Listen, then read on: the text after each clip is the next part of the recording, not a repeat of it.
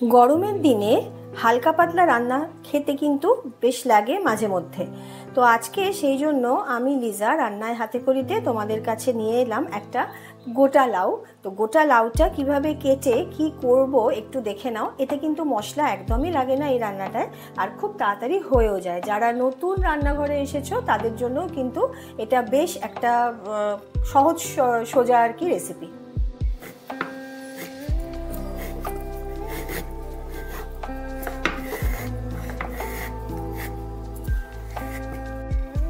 অর্ধেক করে নিলাম লাউটাকে। প্রথমে লাউয়ের খোলাটা একটু মোটা করে ছাড়িয়ে নিচ্ছি।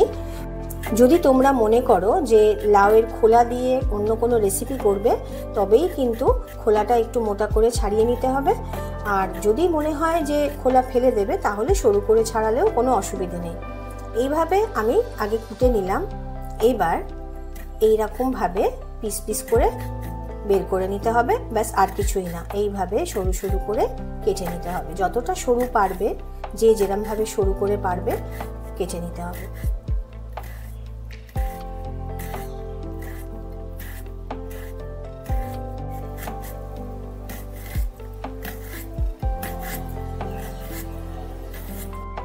এইভাবে কেটে নিতে হবে। অর্ধেক লাউয়ের পুরো লাউটাই এইভাবে কেটে নিলাম। গ্যাস ওভেনে কড়াই বসিয়ে দিয়েছি, দিয়ে দিচ্ছি পরিমাণ মতন সর্ষের তেল। এই রেসিপির জন্য আমার এই সাইজের বড়ি লাগবে, এগুলোকে বড় বড়ি বলা হয়, বিউলির ডালের। তো এই বড়ি আমি পরিমাণ অনুযায়ী নিয়ে নিয়েছি, দিয়ে দিচ্ছি ভাজার জন্য।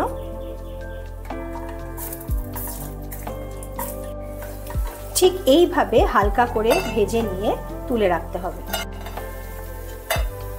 ফোড়ন হিসেবে তেলে দিয়ে দিতে হবে শুকনো লঙ্কা আর তেজপাতা, সাথে পরিমাণ মতো গোটা জিরে। মশলা একটু তেলের মধ্যে নাড়াচাড়া করে দিয়ে দিতে হবে এইভাবে কেটে রাখা আলু। এখানে আমি মাঝারি সাইজের থেকেও ছোট যেগুলো হয় সেরকম আলু আমি এখানে 3টে নিয়ে নিয়েছি। অল্প করে একটু লবণ দিয়ে দিলাম। লবণটা দিয়ে নাড়াচাড়া করে আলুগুলোকে একটু লাল লাল করে ভেজে নিতে হবে, মানে খুব লাল না, যখনই লাল রঙটা ধরবে ওই পর্যন্ত আর কি ভাজতে হবে। 4-5 মিনিট ভাজার পর একটু একটু লাল রং ধরেছে যখন, সেই অবস্থাতে আমি লাউগুলো দিয়ে দেব। দিয়ে একটু ভালোভাবে নাড়াচাড়া করতে হবে।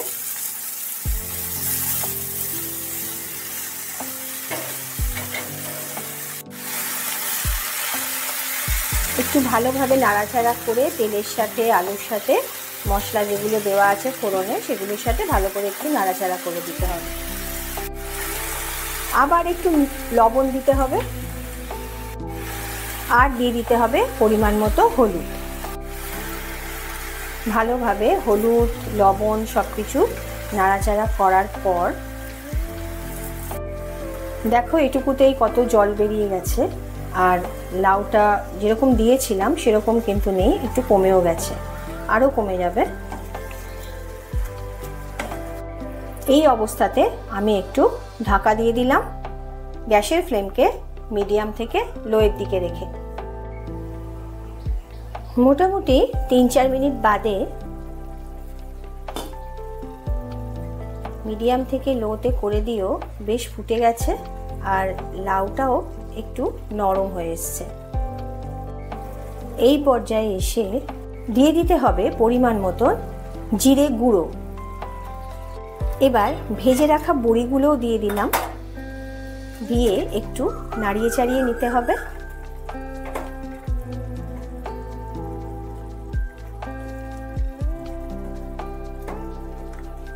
লাউটার বীজ বেশি ছিল না, লাউটা বেশ কচি ছিল, সুতরাং এই রান্নাটা করতে কিন্তু খুব একটা বেশি সময় লাগবে না। জল যথেষ্টই আছে, তবু আমি অল্প একটু জল এর মধ্যে দিয়ে দিলাম, কারণ এই রান্নাটা একটু ঝোল ঝোল হয়, তো সেই জন্য আমি এর মধ্যে একটু জল দিয়ে দিলাম। এবার 2-1 মিনিটের জন্য আমি ঢাকা দিয়ে দিলাম। গ্যাসের ফ্লেম মিডিয়ামে রেখে একটু ফুটতে দিতে হবে। ফিরে এলাম 2-3 মিনিট পরেই। বেশ ফুটে উঠেছে, বড়িও গলে গেছে, ভেঙে গেছে। এবার একটা টমেটো স্ক্র্যাপ করে রেখেছি, সেটা আমি এর মধ্যে দিয়ে দিলাম। যদি কেউ মনে করো এমনি কাটা টমেটো দেবে, ছোট ছোট করে পিস করে, সেটাও দিতে পারো। আমি এক্ষেত্রে একটু টমেটোটা বাটা দিলাম।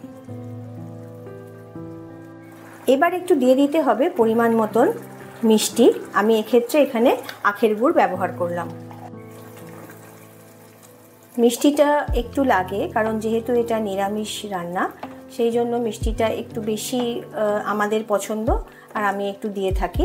তোমরা তোমাদের সুবিধে মতন মিষ্টি দিলেই চলবে। পৃথিবীর যে প্রান্ত থেকেই তোমরা আমার রান্না দেখে থাকো, তোমাদের সকলের জন্যই বলছি, তোমরা অবশ্যই কিন্তু কমেন্ট বক্সে জানিও আমার এই রান্নাটা তোমাদের কেমন লাগলো। আর যারা নতুন আজকে মাত্র আমার চ্যানেলে রান্নায় হাতেখড়িতে এসেছো, তাদের জন্য বলছি তোমরা অবশ্যই কিন্তু ভালো লাগলে সাবস্ক্রাইব করে লাইক শেয়ার দিয়ে আমার পাশে থেকো, আর তার সাথে কিন্তু কমেন্ট করতেও কিন্তু ভুলো না। একেবারে গরমকালের উপযুক্ত রান্না, সেই জন্য এই রান্নায় কিন্তু আর কোনো মশলা পড়বে না। যা মশলা দেওয়ার, যা কিছু করার সব কিছুই হয়ে গেছে। এই রান্নার শেষ কিন্তু এখানেই। আজকের মতন নিরামিষ লাউ পাতলা আমার রেডি হয়ে গেল। আমার আমিষ লাউ পাতলা একটা দেখানো আছে, তোমরা দেখে নিও যদি তোমাদের মনে হয়। আমি ডেসক্রিপশন বক্সে এর লিঙ্ক দিয়ে দেব। তাহলে আজকের মতন চললাম বন্ধুরা, আবার আগামী দিনে একটা নতুন রান্না নিয়ে তোমাদের সামনে চলে আসব। ততক্ষণে তোমরা সকলে সুস্থ থেকো, ভালো থেকো, যে যার মতন আনন্দে থেকো। টাটা।